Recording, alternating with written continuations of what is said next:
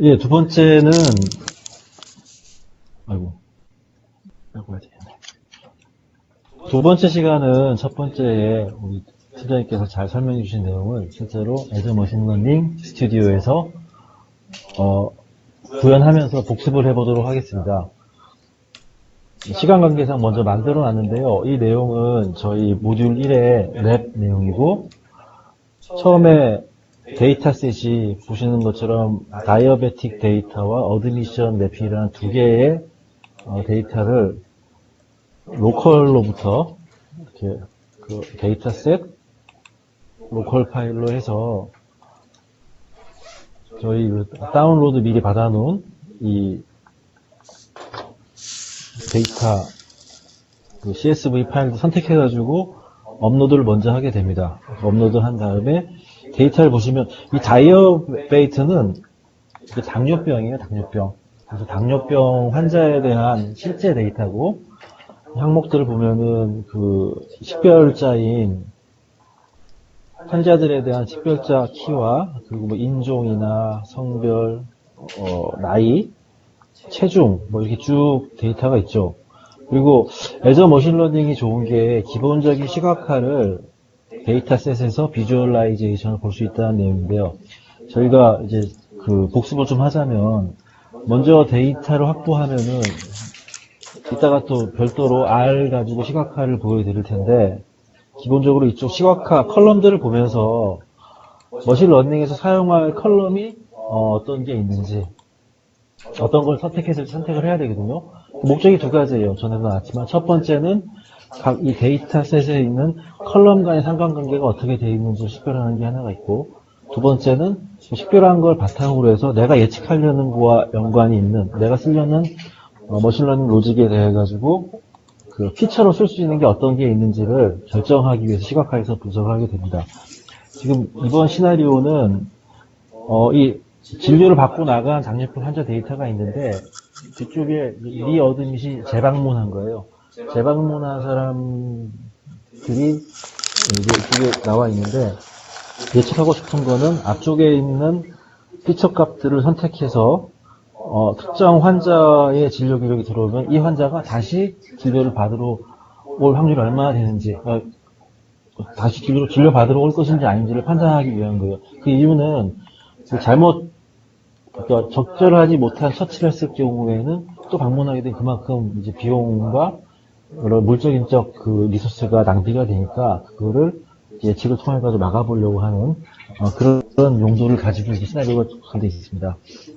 지금 보시면 전체 흐름을 보시면 먼저 데이터가 있고 여기서 아이디에 해당하는 컬럼을 이쪽에서 보시면 코드 값들이 있죠. 유형이 뭐 긴급 방문 유형인데 어드미션 매핑 쪽에 어드미션 타입 아이디가 아마 메인이 되는 CSV 파일에는 코드만 들어있을 것이고 우리가 필요로 하는 디스크립션에 해당하는 게 뭐 긴급, 뭐 이머전시 등등등 해가지고 그 방문 유형별로 코드 값이 있습니다. 그 두 개를 조인을 하겠는데요. 근데 이 값도 지금 보시면은 약간 그 정리가 안 됐기 때문에 뭐 널도 있고 이것들을 R 스크립트를 가지고 정리하는 그런 부분입니다. 이쪽 보시면은 뭐 not available 이런 거 다 해가지고 unknown이나 이런 걸로 합치는 게 될 거고요. 데이터를 보시면은 코드를 잘 모르셔도 이제 잘 모르시는 분도 있으니까 이렇게 그 정리가 됐죠. 아까 부분들이 정리하는 그런 부분입니다. 전체 흐름은 그래서 메인이 되는 데이터셋 그리고 다른 뭐 설명 데이터가 필요하면은 정리해서 조인을 시키고 그 다음에 보면은 이제 뭐 기억나시는 게 있죠. 중복 제거 또 떠오르는 데 얘기하자면은 뉴메릭 컬럼들에 대한 스케일 작업 특히 이제 이번에는 클래시피케이션이지만 회귀 분석 리그레이션 같은 경우에는 스케일이 틀린 데이터 하나가 굉장히 영향을 많이 주기 때문에 값이 이상하게 나올 수 있기 때문에 리그레이션에서 필수적으로 스케일을 해주셔야 되고 클래시피케이션도 마찬가지로 스케일 작업을 해가지고 잡아주면 좋습니다. 그리고 스트링 컬럼에 대한 수치에 대한 카테고라이즈 작업 지정해줘야지 이 알고리즘이 걔를 코드성으로 식별해가지고 처리해주기 때문에 그런 것들이 다 이쪽에 있습니다. 그리고 또 미싱 밸류 처리가 있죠. 미싱 밸류는 값이 정상적으로 안 들어있거나 비어있는 값들에 대해 가지고 통일성 있게 이번 예제 같은 경우에는 스트링 컬럼에 대한 미싱 밸류 처리는 언노운으로 통일해서 잡아주고 또 뉴메릭 컬럼에 대해 가지고는 널 값을 안 주고 0으로 다 바꿔준다든지 그런 기본 처리를 다 하는 게 있습니다. 그 다음에 이제 아까 이게 스케일 작업의 노멀라이즈 값이 될 거고요. 다음 이런 쪽에서는 보시면은 카테고리 작업하는 거죠. 그 다음에 기본적인 데이터 처리가 끝난 다음에 이번 랩에서는 그 데이터를 한번 시각화해서 뒤쪽에 그 클래시피케이션 모델을 만들기 전에 한번 그 피처 선정이 잘 됐는지 이런 확인하는 작업들을 여기서 한번 하게 됩니다. 그리고 테스트 셋과 트레이닝 셋과 테스트를 나눠가지고 트레이닝을 돌려서 그 결과를 스코링한 다음에 평가하는 데까지가 랩 전체고요. 전체 흐름은 그렇고 이제 하나씩 따져보겠습니다. 아까 여기 두 개를 정리해서 조인시키는 건 나왔죠. 조인은 왼쪽에 오른쪽에 조인 컬럼 선택한 다음에 얘를 어떻게 할 거냐. 보통은 레프트 아웃 조인을 많이 씁니다. 그래야지 몸통이 되는 데이터셋이 다 빠지지 않기 때문에 레프트 아웃 조인을 많이 쓰고요. 이게 이제 인어가 돼버리면 맞지 않는 애들은 다 빠져버리거든요. 그런 게 있고 이쪽 스크립트에서는 조인된 거에 대해 가지고 약간 그 코드 값을 조인을 통해 가지고 코드 값을 잡아올 수도 있지만은 리플레이스 하는 식으로 해서 코드 범위가 어떻게 되면 얘는 그 유형이 뭔지 이렇게 코드 값을 디스크립트로 바꾸는 그런 이제 일종의 데이터 가공 작업을 R로 하는 걸 보여준 거고요. 이것도 마찬가지로 이제 그 값을 통합해 주는 거죠. no 아니면 yes로 다 지금 여기 비주얼라이즈 해가지고 값을 보면은 설명이 더 명확해질 텐데 잠깐 보시겠습니다.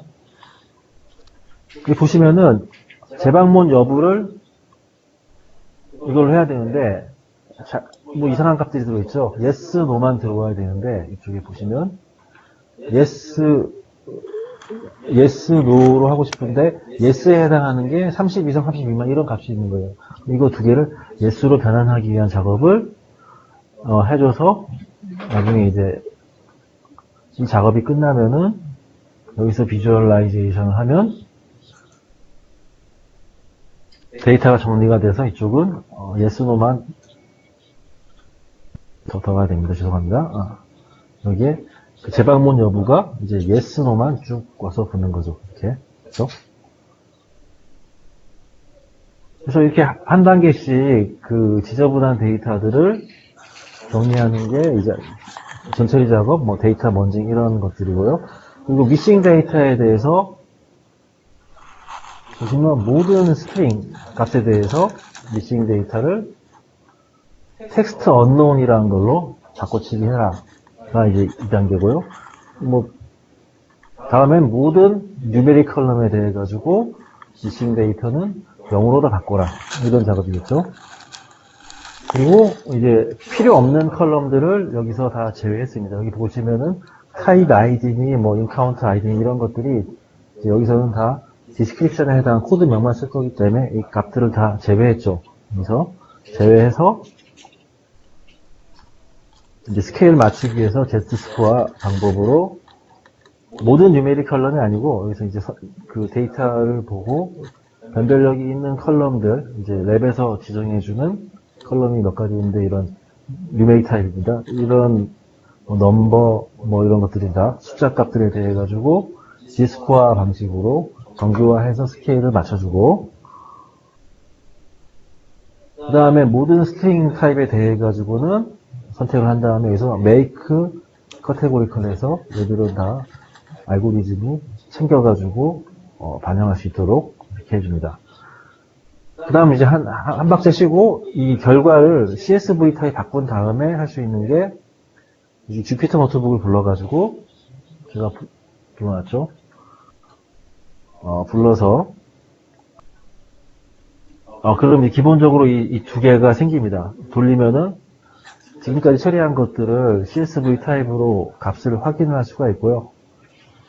되어 있으면 이제, 비주얼라이제이션을, 간단한가요? 이게 간단한 코드를 가지고, 이제, 펑션으로, ggplot2에서 이제 플랫이나 박스플랫이나 히스토그램이나, 뭐, 이렇게 할 수 있는 것들을, 간단한 펑션들을 복사해서, 붙인 다음에, 여기서 쫙 돌려주면은, 여기에 대해서, 재방문 안 한 사람과 방문한 사람에 대해서 각 그 피처의 특성별로 데이터 분포를 시각화해서 보면서 어떤 차이가 있는지, 변별력이 어떤 건지 기본적으로 여기서 확인하실 수 있습니다. 지금 그 선택한 속성별로 다 돌게끔 만들어놔가지고, 이제 히스토그램들, 뒤에 보시면 이제 박스 플랫도 나오고, 이런 이제 아웃라이어들이 어떻게 발생하고 있고, 다 보실 수가 있죠. 예. 뭐 이건 필수적이긴 한데, 이제 전체적으로 이렇게 한 다음에, 이제 확실히 쓰면은, 자, 이제 이 데이터 가지고 6대4로, 6은 트레이닝 셋. 그래서 여기 트레이닝 셋에는 yes, no 레이블이 붙어 있으니까, 피처들에 대해서 어떻게 yes, no가 선택되는지 모델 학습을 할 거고요. 40%에 대해 가지고는 트레이닝이 끝난 모델에 대해 가지고 평가를 해서 이 모델의 정확도를 확인하게 될 것입니다. 그래서 이쪽 보시면은 6이 이제 왼쪽으로 가서 트레이닝 모델을 하는 그런 부분이 될 거고요. 여기 랜덤 시드는 이게 이제 랜더마이즈 스플릿에서 이제 이 데이터 중에서 60%를 빼는데 이 시드 값을 똑같이 하면은 재현이 돼요, 계속 그 랜덤이. 그래서 지금 같이 여러 명이 할 때에 똑같은 결과를 나오게 하려면 이제 스플릿 하는 게 랜덤 시드를 통일해주면은 몇 번을 돌려도 같은 식으로 분산이 됩니다. 그래서 이제 그 클래시피케이션 중에서 투 클래스 로지스틱 리그, 투 클래스 이제 뭐 영이나 그거죠. 예사임도 그래서 투 클래스 로지스틱 리그를 했고, 뭐 나눠주시겠습니다. 여기 보시면 제가 아직 이 L1, L2 뭐 이 두 개에 대해서 디폴트 값이 1이에요, 두 개가. 근데 저희 EDX 세미나에서는 얘를 최소값 0.1을 되게 낮게 해가지고 가더라고요. 근데 이게 어떤 영향을 끼치는지는 뭐 헬프를 누르시면은 정리가 나오니까 그걸 참조하시고, 이건 제가 잘 파악을 못했습니다. 그런데 굉장히 낮은 값을 세팅하더라고요. 이걸 다 투클래스일 때 11이 디폴트인데 여기서 세팅을 하고, 뭐 여기도 랜덤 넘버 시드를 넣으면은 여러 명이 해도 같은 결과가 나오게 되고요. 얘를 드래그해서 트레이닝을 놓고 트레이닝 모델에서는 내가 예측하려고 하는 게 바로 이 리어드미티드 컬럼이라고 찍어서 지정을 해주면은 이 모델이 리어드미티드 컬럼에 대해 가지고 지금 그 트레이닝 셋에서 온 피처들을 가지고 학습을 진행하게 됩니다. 학습이 끝나면은 학습된 모델을 이 테스트 데이터셋 가지고 스코어링을 하는 모듈이 있고요. 이때 이제 append score column to output 그러면 뒤에 이제 추가 컬럼이 붙는 거예요. 별령 아닙니다. 그래서 얘를 학습이 끝난 뒤에 비주얼라이즈를 시켜보면은 이렇게 그 제일 뒤쪽에 이 실제로는 노인데 여기도 노죠. 이건 맞은 거죠. 틀린 것들도 뒤에 있을 겁니다. 이렇게 거기 이제 그 확률과 실제 예측한 결과하고 얘는 노였는데 예스죠. 이게 어떻게 되죠? 그러면 false negative인 거죠. false negative가 되는 거죠. 이거는 아까 전 시간에서 한 거. false negative. 네. 그러니까 저는 어떻게 배웠냐면 틀리면 false예요. 그리고 원래 있어야 되는 게 네거티브니까 얘는 false negative에서 타입 2인가요? 폴스 끝 정답값 가지고 저기 타겟 기준에 네거티브를 정하거든요. 네. 별값이 Y라고 나왔기 때문에 저건 폴스 FP예요. 폴스 네거티브 아닌가요? 자, 녹화 다음 이제 된 거 아직 확인하시면서 보시고요. 빨리 진행하겠습니다. 여기 건건에 대해 가지고는 여기서 이제 보실 수 있고요. 이거를 집계해서 전체 이제 모델 평가 지표를 보여주는 게 Evaluate 모델 이 모듈이고, 얘를 타게 되면은 비주얼라이즈에서 아까 마지막 시간에 나왔던 ROC 커브가 먼저 나오게 되고요. ROC 커브는 저희 시작 전에 약간 얘기 드렸지만, 이 밑에가 넓으면 좋은 겁니다. 이렇게 숨어있는 설명 안 나온 것들 있죠. 프리시즌 리콜 커브도 있고 리프트 커브도 있어요. 예전에 제가 10여 년 전에 데이터 마이닝 했을 때 리프트 커브 가지고 되게 많이 했는데, 요즘에는 이제 ROC 커브로 얘기 많이 하더라고요. 그래서 트루 포지티브 레이트와 이렇게 해서 폴스 포지티브 레이트하고 해서 랜덤하게 그냥 하면 쭉 직선인데, 이 모델이 아주 성능이 좋으면은 급격하게 올라가서 쭉 가는 그런 모델이 될 거고요. 이거 같은 경우에는 좀 완만하게 옵션이기 때문에 실 데이터 가지고 해서 그런지 몰라도 이렇게 모델의 정확도는 아주 좋은 편은 아닌 것 같습니다. 처음이니까. 여기 나오죠. 그래서 트루 포지티브와 트루 네거티브가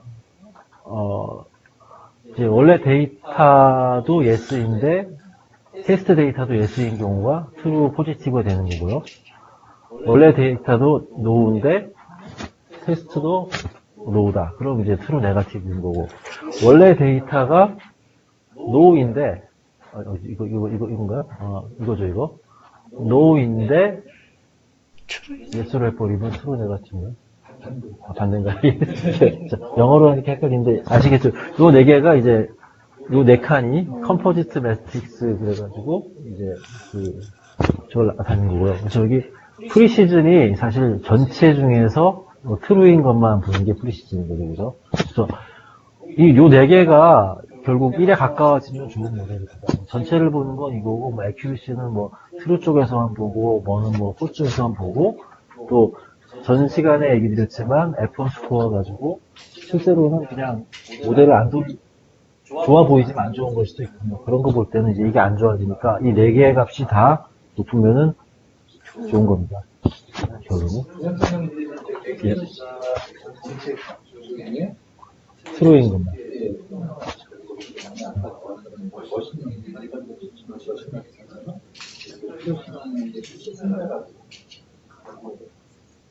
그래서 용도가 트루 중에서 트루만 잡는 거나 또 다른 데이터 쓸 수도 있고 그러겠죠. 전반적으로는 이런 것 같고요. 이렇게 해서 일단 랩은 다 끝났고요. 그리고 저희 강의 중에서 약간 랩에 안 들어있지만 굉장히 좀 중요한 내용, 언밸런스 데이터에 대해 가지고 머신러닝의 부분인데, 뭐냐 하면 내가 찾고자 하는 어떤 케이스가 전체 데이터에서 비중이 되게 작은 거예요. 즉 100건의 어떤 신용카드 거래가 있는데 이런 거래가 한 3건밖에 안 돼요. 그래서 그러면은 그냥 놔두면 97%는 정상적 거래예요. 그럼 아무런 걸 안 돌려도 이 케이스는 97%로 정확하다. 정상 거래가 이렇게 있거든요. 내가 찾으려고 하는 거는 그 3%의 의미 있는 부정 거래입니다. 이런 게 되게 많아요. 예를 들어 예지 정비를 할 때 이 기계는, 이 엔진은 1시간 동안 잘 돌아가요. 근데 오류나는 거는 불과 몇 시간? 몇 분밖에 안 된대요. 그러면은 그냥 확률로 보면은 얘는 99점 몇 프로로 정상 가동을 하는 거예요. 예지가 안 돼요.